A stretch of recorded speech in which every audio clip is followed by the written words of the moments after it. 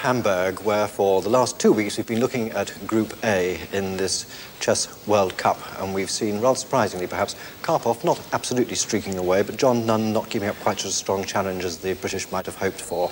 This week we're going to look at Group B. This is the position where Boris Spassky, the other Russian taking part in the tournament, gave Jan Timman from the Netherlands a perfectly dreadful time in the first games they had. Torre and Lobron, rather surprisingly, each winning a game. Well, tonight we're going to see Boris Spassky, a former world champion, playing against Eugene Torre from the Philippines, who has already qualified for the final stages in this circuit of the World Championship. And with me, as usual, Bill Hartston. Bill, on form, one would suspect perhaps that Torre was likely to give Spassky a bit of a duffing up. Well, Torre, of course, just won the interzonal tournament ahead of Spassky. Spassky came third and is now out of the World Championship for this cycle. And there's another thing that favours Torre, which is that earlier this year, in the middle of the zonal tournament in the Philippines, when he was playing rather badly, he consulted a Philippine fortune teller who told him that he would not only win that tournament, he'd go on to win the interzonal and have great success throughout the year. Of course, I don't believe in these things. I go for Spassky. The Dutch Grandmaster Hein Donner would have approved very much, Bill, believing as he did that chess was as much a game of luck as tossing cards into a hat. Should be an interesting game, this, though. Spassky obviously will want to do particularly well, mostly for this tournament, also to make up for not qualifying. Right, well, those are the first three moves. And it's a Queen's Indian defence. Has a reputation as rather a solid defence. So White's first three moves were to bring his pawn to d4, knight to f3, pawn to c4. Black replied with knight to f6, then pawn to b6, then pawn to e6. And Black's idea in this opening is just to put his bishop onto b7, onto the long white diagonal, where it'll be very actively placed, and to fight back in the centre later. Knight b1 to c3. Just calm developing on both sides. Bishop f8, f4. Now the bishop's pinning the knight to the king. A lot of the fight in this opening is about this e4 square. If White could get a pawn there, he'd fill up the centre with his pawns and block this bishop when it comes to b7. Bishop c1, g5. So White's bishop pins the black knight, which reduces that knight's influence over e4 in exchange for Black's bishop pinning h7, h6. the white knight. So Black's chasing away this annoying bishop. Bishop g5, h4. Bishop c8, b7. And at last he puts his bishop on that nice diagonal. e2, e3. So White's adopt a rather more restrained position in the centre of the board. g7, g5. This is very interesting now. These two pawns have come forward to chase this bishop away, which must retreat now. Bishop h4, g3. And the question really is whether these advanced pawns are going to be strong or weak. They're a potential liability, and they make Black have problems deciding where to put his king now, because it won't be safe on the king's side in front of those advanced pawns. Knight f6, e4. That knight move's adding pressure to this pinned knight, so White will need to defend that again. Queen d1, c2. So Queen adds support to that knight. Bishop b4 takes c3. And this check is going to give White some pawn weaknesses too. b2 takes c3. This is normally rather a quiet opening, the Queen's Indian, but this is certainly one of the sharpest variations. Black has potential weaknesses on this side, and White has the doubled pawn weaknesses on the other side of the board. d7, d6. Bishop f1, d3. Now Queen and Bishop attacking this black knight. And Boris Spassky black to play. I don't feel myself comfortable here because my position has some weaknesses. Now I have two possibilities. Knight takes bishop, and second possibility to play f7, f5. After f7, f5, d4, d5, this is theory. But maybe my partner has some kind of innovation here, so I prefer to make my choice on knight takes g3. But after that, I also don't like very much my position. But anyway, I must do that. So knight takes bishop. Well, I have two choices. I can take with the h pawn or with the f pawn. But anyway, my position is not so desperate to play for a win at this moment. I still would be happy with a draw. I mean, just to play a solid game. And if it's a draw, it's okay. I will just choose h takes g3, which is the more solid line. Now I don't like my position because I have a weakness on g5 and white has very good chances to play on both wings. So my first move, just to develop a piece, knight d7. I must do that immediately. So knight d7. Well, I have to start my operation on the queen side first. So I think it is correct for me to play a4. Yeah. Then if he wants to prevent a5, then he must play a5. Yeah, I think I should play a2, a4. I must play a5 to prevent a4, a5. Black's bishop is quite strong. He controls the long diagonal, and my bishop is not really doing any harm on the king side, so I think it's proper for me to make an exchange. Yes, I will play bishop d3 to e4. Simple and very strong move, because the weakest points of my position are white squares. Yes, I must take anyway. So bishop takes bishop. And I'm forced to take back his bishop. Queen takes e4. I still have the problems. It's a pity that I cannot play king f8 because of knight takes g5. So first I would like to play king e7, intending to play after that knight f6, king e7. It's quite interesting, Bill, the number of times in this tournament Spassky hasn't castled. Yes, in earlier game against Timon, I remember him walking his king all over the edge of the board. But of course, it's a bit unsafe for the king to castle on either side here. Well, what's quite amusing here is that if he'd played one move, he considered knight to f6 to attack the white queen, the queen would have gone to c6 check. And then his king would have had to move. He's preferred to move his king first, not to give Torre the pleasure of a little check. His problem here, Spassky's problem, is still this g pawn, because now the h6 pawn isn't such a reliable defender of it, because the white rook here is pinning that pawn to the black rook. So what he's done is just move his king off the back rank, so that queen and rook do give a defense to this rook, so that his h-pawn really will be defending g5, but what he's going to do with his king later, I don't know. Torre white to play.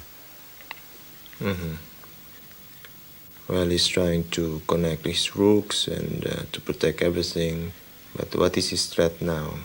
Oh yes, he's threatening knight f6, attacking my queen. If he will play knight f6, I have to go to queen c6. Well, I might as well play it immediately. I play queen c6. Yeah, I would like to find a way how to change the queens. Otherwise, I'm afraid that white can organize a very strong attack after knight d2 and f2, f4. So I play knight f6. Yes, I think he likes to exchange the queen. But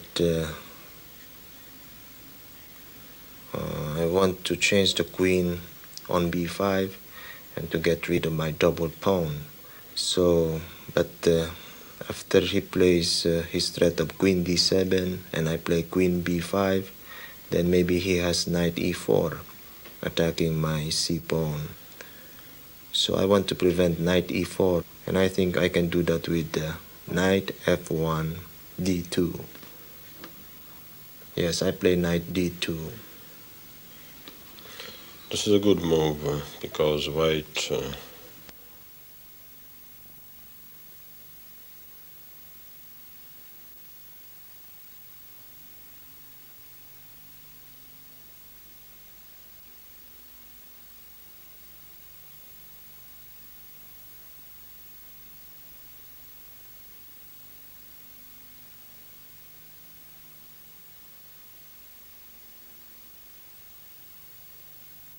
into consideration only queen f3, and this queen on b5 is annoying me all the time. But in case if I take on b5, my opponent can get rid of double pawns, so he has a very comfortable ending. But I don't see how to organize here any counterplay. But maybe after queen takes queen, c pawn takes b5, I can arrange something, some kind of activity through rook c8 and c7, c6. So okay, I'm not very optimistic here. I don't like my position. But okay, I'll try to do my best. Queen takes queen. Of course, I think at this moment I should take with my c pawn. Otherwise he will have a pass pawn if I take with my a pawn. Okay, I play c takes b5. Yeah. So I play rook a c8, intending to play c6. Perhaps this is my only chance to get some activity. Well, now I have to, I think, to make my king active, because it's already ending. I will play king e2. Okay, now I would prefer to play instead of c6, c5. I have a chance to play d6, d5. Okay, I play c5. Even if he had played c6, I will also take the pawn immediately. So it's the same. I will take the pawn and passant. B takes c6. I must take with the rook. Yeah, I think it is best way to protect the c pawn with rook a3, and at the same time I maintain my protection of my a pawn. Yes, I play rook a3. My only chance is active play. I need a lot of oxygen here. I don't like the position of my black rook on h8, because my rook is just defending pawn on h6, but this pawn is garbage. Okay, I give up this pawn, it doesn't matter. And I must do something in the center, intending to play knight d5 or d6, d5. But anyway, first move is good. So, rook hc8. Now he's attacking my c pawn again. But at the moment I can take on h6. Yes, rook takes h6, because if he takes on c3, rook takes c3, then I play rook takes c3, and if he plays rook takes c3, then of course I have rook takes f6, because after king takes f6, then I have knight e4 check, and then I'm winning back the rook, and I will be a piece up. But after rook takes h6, maybe he can play d5. Oh, it doesn't matter, I can still play knight b1. I don't know, maybe he missed it or what. He played rook. His last move he played it quickly. Maybe he missed this move. I take this pawn on h6. Rook takes h6. Oh, Spassky will be glad to see the end of that bit of garbage. Yes, there's this nice little tactical point that Torre's just seen, that if black takes the pawn on c3, he ends up with a lone rook on c3 after rooks have been exchanged, which gives white this chance to play rook takes knight on f6, king takes rook, ending up with a black king on f6, black rook here, and a white knight coming to e4 to win the rook back. Spassky's got rid of his garbage, but it remains to be seen who plays the garbage man. Spassky to play. This pawn is garbage. Now I have some activity.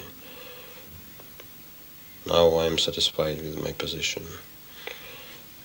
I play d6, d5. It seems to me as a very strong move. As I was planning, I play knight b1 to protect the c pawn. Yes, I play knight b1. Oh, I'm so active just for one pawn. Oh, very pleasant surprise for me. Knight e4. Now it's threatening again my c pawn. Okay, I play rook b3. This was my intention. It's a very logical move, because in case of knight takes pawn, knight takes knight, rook takes knight, rook takes pawn on b6. White has activity. So first, very important for me to attack f3 square. So my move g5, g4 seems as very logical. I play g4. Now we can begin to see the idea behind Spassky's jettisoning his pawn on h6 earlier. This pawn on c3 is under severe attack. The a4 pawn may become weak, and now he's trying to constrain the white king, stop it escaping to f3. Certainly got a strong initiative for the pawn. And Torre white to play. Ooh, this is very strong. I missed this when I played rook takes h6 earlier. What is this? I'm feeling I'm worse already. This is incredible. I wish I would have played earlier king d3 instead of taking on h6. How can I miss this g4? It looks very simple. I miss so simple moves. Unbelievable. I think my position is almost lost already. Missing one simple move and suddenly my position is quite lost. Well, but I just try to keep on fighting. Maybe I should try to make an early attack on f7. Yeah, I think I should play rook h7. Maybe this is my only chance. I play rook h7. I have a very good position, but now it's very important how to manage the win. But I would like to make now some important decision. I would like to make the position of my king better. So I play first king f6. Well, maybe I can check first the king, so that if it goes to the g file, then I can attack the pawn on h4. Then maybe this will give me time to recover, because then I will take the pawn with a check.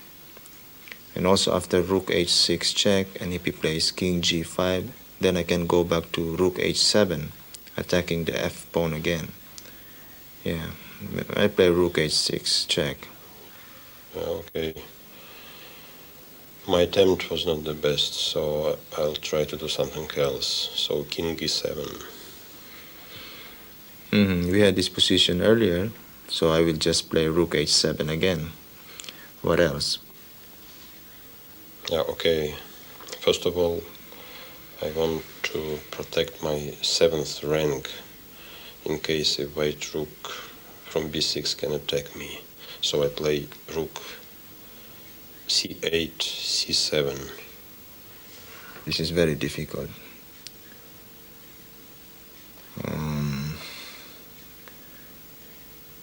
Well,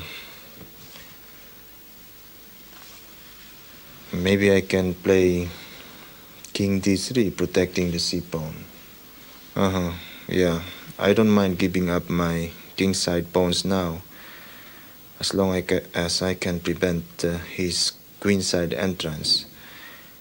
Where I play king d3 to protect the c-pawn. King d3. That's a really drastic solution to Torre's problems. He's prepared to give up this pawn on f2 to the knight just to keep the queenside intact. His whole problem really is that his rooks aren't connected, and that black's are. It's always important to keep your rooks working well together. Now it really looks quite good for Spassky. He's going to win his pawn back. Spassky, black to play. Okay, I must take pawn on f2. Of course, I have only one square to go. I have to play king c2 where he cannot deliver a knight check for the moment.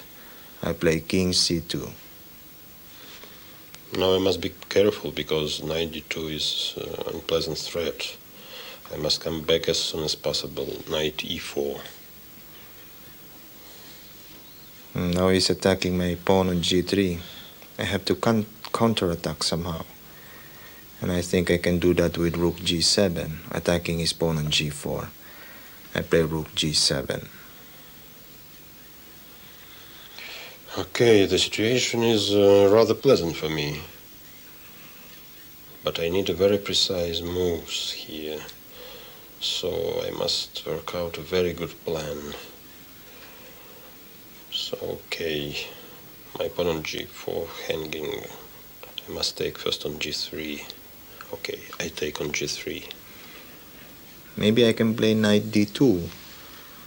Oh no, because he can play knight f5 attacking my rook. And after rook takes g4, then he has knight takes e3 check. And also hitting my rook. So I think I must take the pawn on g4 right away. Of course he will have a good square on e4, but what can I do? I have to play rook takes g4. Now I want to play quickly. This my move knight e4 very logical because all white pieces are still tied. Okay, knight e4. My rook on g4 is not doing anything. Well, I can make an attack of the pawn on b6 by playing rook g8, threatening rook b8 somehow. I play rook g8. The threat is rook b8. I must play active now, so rook c4. This is seems as a very, very good active possibility for me. Rook c4.